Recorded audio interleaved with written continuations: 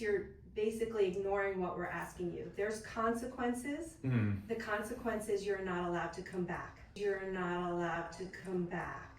You're not allowed to come back.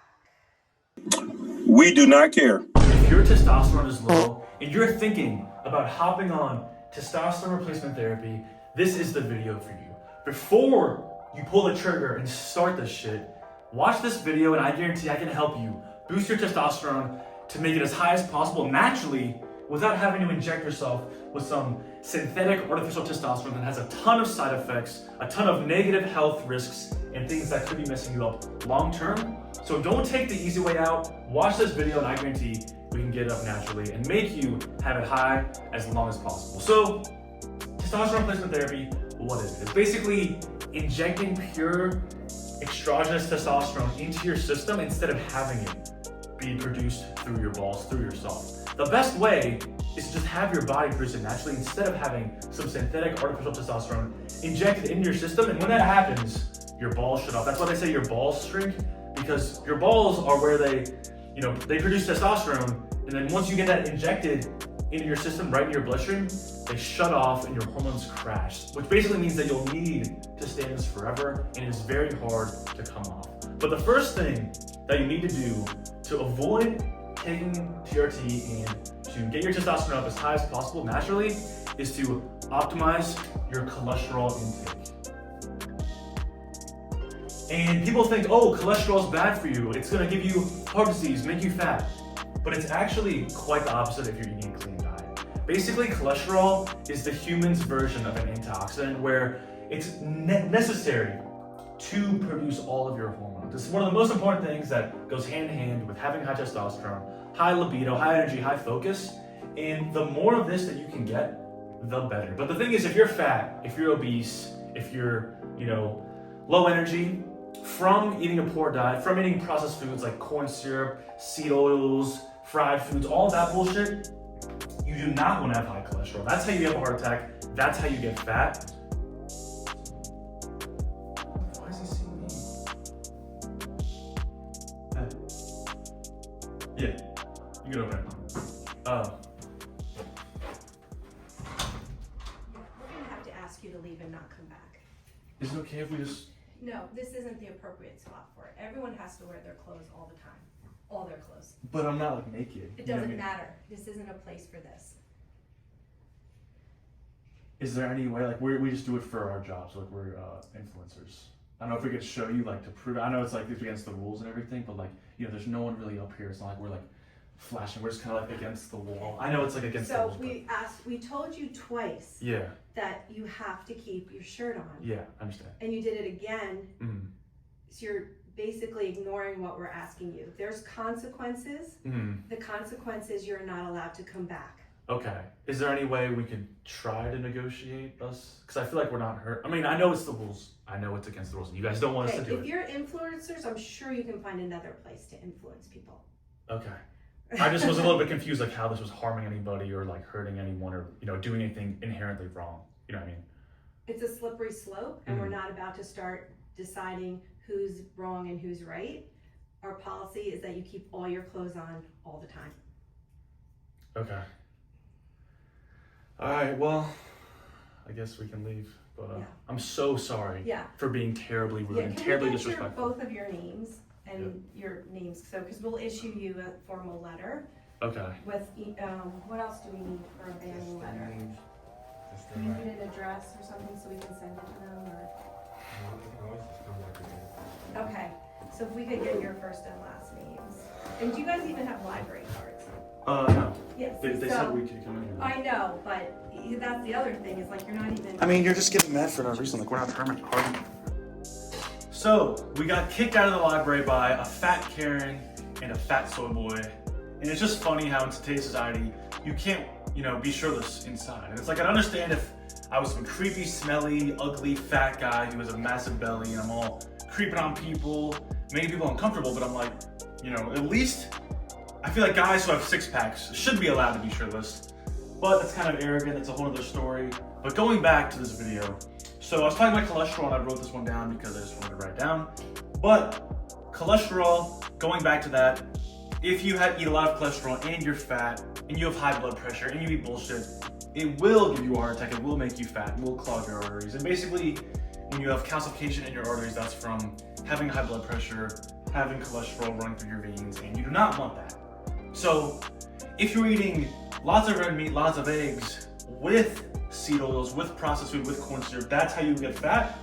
But if you stick to the animal-based diet, with a perfectly clean diet, whole foods only, and you exercise on a daily basis, having high cholesterol is great. It will give you a higher test, will give you more energy, give you more muscle mass, and it is great for you. And 50 years ago, the average range, the healthy range, used to be 200 to 300 for cholesterol. But now in 2025, when people are way more unhealthy, way fatter, there's way more heart disease, the healthy range is somehow 100 to 200, which is kind of funny how that works.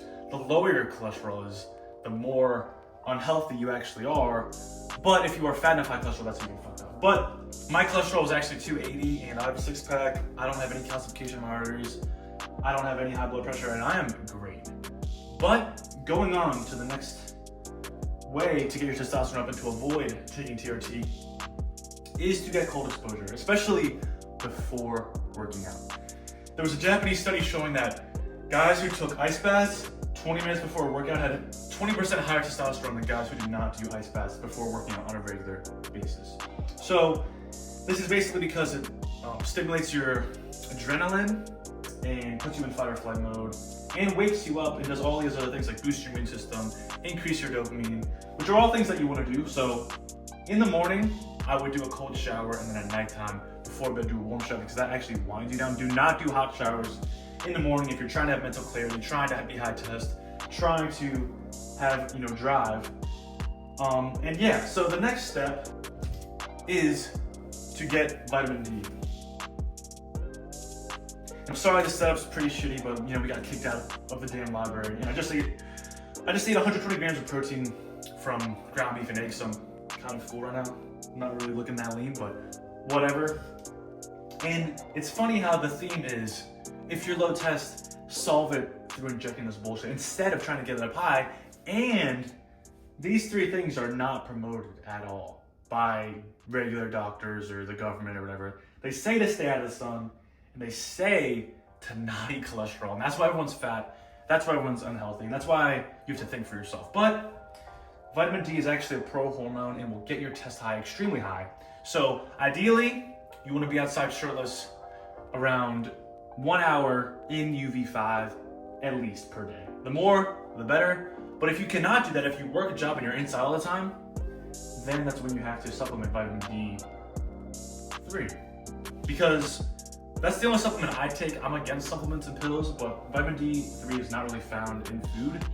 So you do have to supplement. I would take 25,000 IUs of vitamin D3 every single day. And there's all these studies where people were taking 50,000 IUs, which you can try this. I don't really do this because I get sunlight.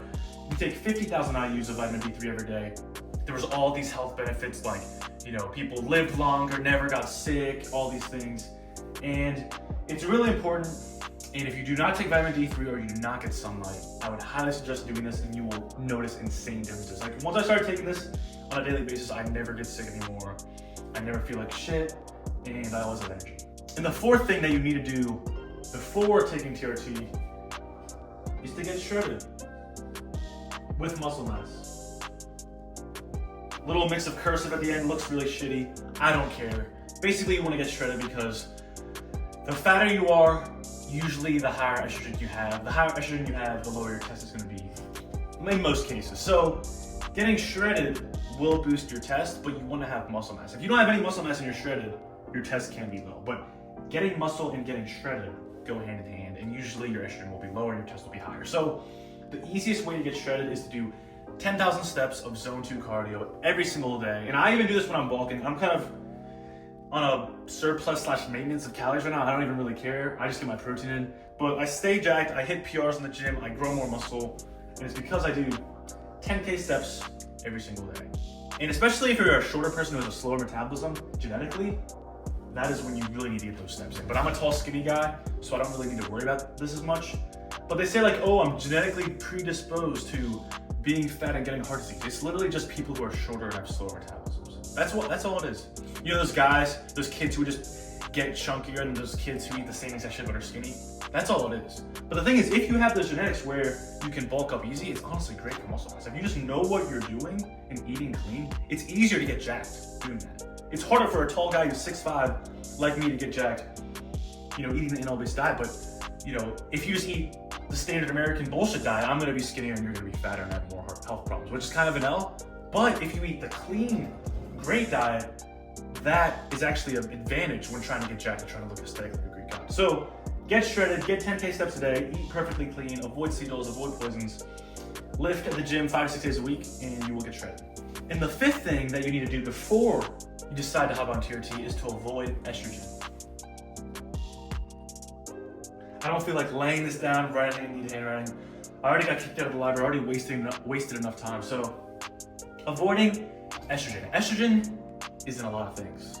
It's in a lot of things, and there's a lot of things that increase your estrogen.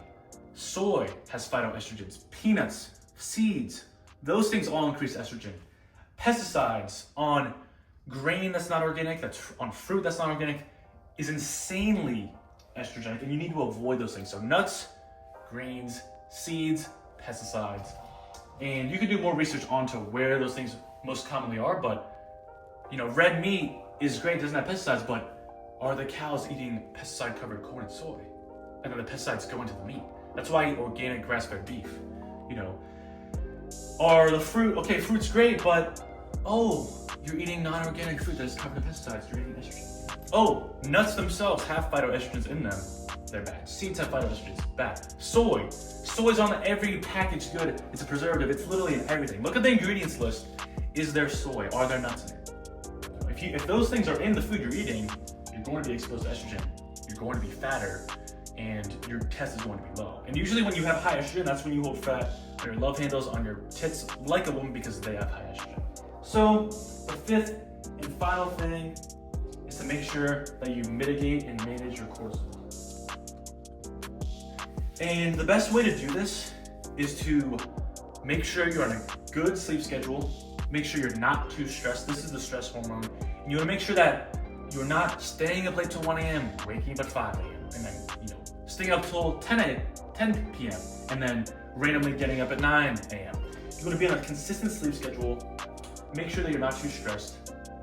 Make sure that your hormones are right. Make sure you're getting sunlight on your eyes. And it kind of goes hand in hand with all of these things. If you manage your cholesterol, get it high, eat clean. If you manage getting sunlight on your skin, sunlight on your eyes, also grounding, which means standing on the ground or swimming in an ocean or lake, is great for mitigating cortisol. Getting shredded, the leaner you are, the more muscle you have, the lower your cortisol will be. Avoiding estrogen will get your hormones perfectly right. And, you know, getting sunlight on your eyes in the morning, walking barefoot on grass, not staring at screens for too long. There's so many things that you need to do to optimize your cortisol, but I would do more research. There's a ton of things. Just look up, oh, what makes my cortisol go really high? Oh, what things are raising my estrogen? Oh, how do I get shredded? Look these things up on ChatGPT, and most times they will tell you, but you know, these things are controversial topics. So if you ask, oh, what do doctors say to do to get shredded? It's gonna be bullshit. Or just ask, how do I get shredded? How do I not check TRT? It's gonna tell you bullshit things, but after me telling you, you need to do these things, you could do more research on these. Like, ChatGPT on a basis will say cholesterol is bad. It'll say vitamin D, getting sunlight on your skin is bad. It won't talk about estrogen or cortisol, but if you ask it specifically, it will tell you. But I'm kind of discombobulated after freaking getting kicked out, having my whole flow ruined, and, you know, it's just annoying how people in today's society normalize being fat. Normalize mediocrity. Normalize being low test and normalize wearing baggy clothes, you know, covering up your fatness. If you want to be on the beach this summer, not worrying about wearing a shirt, walking around with a six-pack, mogging everyone on the beach, there's a link in the description of this video for one-on-one coaching where I can guarantee that I'll get you a six-pack in 3 to 6 months if you're willing to do what I tell you. If you want that, if you want help not having to take TRT, if you want help getting your testosterone high naturally without the bullshit shortcuts, without injecting shit in your body, book a call with me in the link in the description of this video, and I guarantee I'll help you get your test up without TRT. Even if you're 40, 50, 60 years old, we'll get it up naturally and you won't need to worry about some synthetic TRT.